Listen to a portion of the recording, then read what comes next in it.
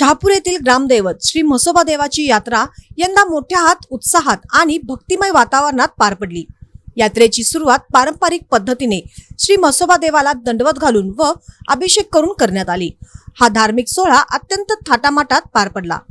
यानंतर लक्ष्मी मंदिर शहापूर येथून दर्गा मार्गे म्हसोबा मंदिरापर्यंत सासनकाठी नाचवत म्हसोबाच्या नावाने चांग बलचाक जयघोषात भव्य मिरवणूक काढण्यात आली।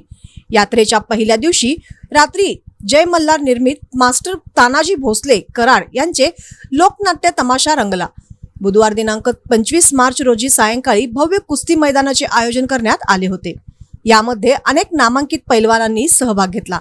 त्यानंतर गुरुवारी 26 मार्च रोजी सायंकाळी लावणी सम्राज्ञी मयुरी उत्तेकर पुणे यांच्या खास महिलांसाठी आयोजित लावणी महोत्सवाला मोठा प्रतिसाद मिळाला।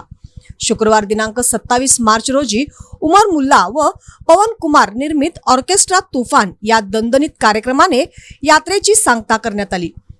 या कार्यक्रमाचे उद्घाटन किसन शिंदे, दादासाहेब भाटले, रणजित अनुसे, अशोक चव्हाण, पांडुरंग सोलगे, रमेश पाटील, मंकाळी देशिंगे, सुनील भोने, निवृत्ती पाटील व राकेश वाझे यांच्या हस्ते करण्यात आले। ऑर्केस्ट्रा तुफान या कार्यक्रमाचे सूत्रसंचालन शाहरुख भाई यांनी केले, तर गौरी मुंबईकर, तमन्ना, खुशी, अंजली, दीपाली, काजल व शीतल यांनी आपल्या मनमोहक सादरीकरणाने उपस्थितांना मंत्रमुग्ध केले। गायक दीपक बागनीकर व पवन कुमार यांनी सुरेल गीतांनी कार्यक्रमात रंगत आणली। यात्रेदरम्यान परिसरात भक्तिमय व उत्साही वातावरण निर्माण झाले होते। पाळणे, लहान मुलांची खेळणी व विविध दुकानांनी बाजारपेठ गजबजून गेली होती। शहापूर पोलीस स्टेशनच्या कर्मचाऱ्यांनी उत्तम बंदोबस्त ठेवत कोणताही अनुचित प्रकार घडू दिला नाही।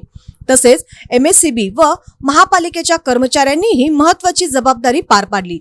यात्रेनंतर वृत्तांकन माय महाराष्ट्र न्यूजचे विनायक कलडोने व रसूल जमादार यांनी सातत्याने केले, त्याबद्दल नागरिकांनी समाधान व्यक्त केले। कार्यक्रमाच्या शेवटी यात्रा कमिटीचे अध्यक्ष मंकाळी देशिंगे यांनी सर्वांचे आभार मानत यात्रेची अधिकृत सांगता जाहीर केली। या कार्यक्रमास गावातील नागरिकांसह परिसरातील युवक व महिलांनी मोठ्या संख्येने उपस्थिती लावली होती।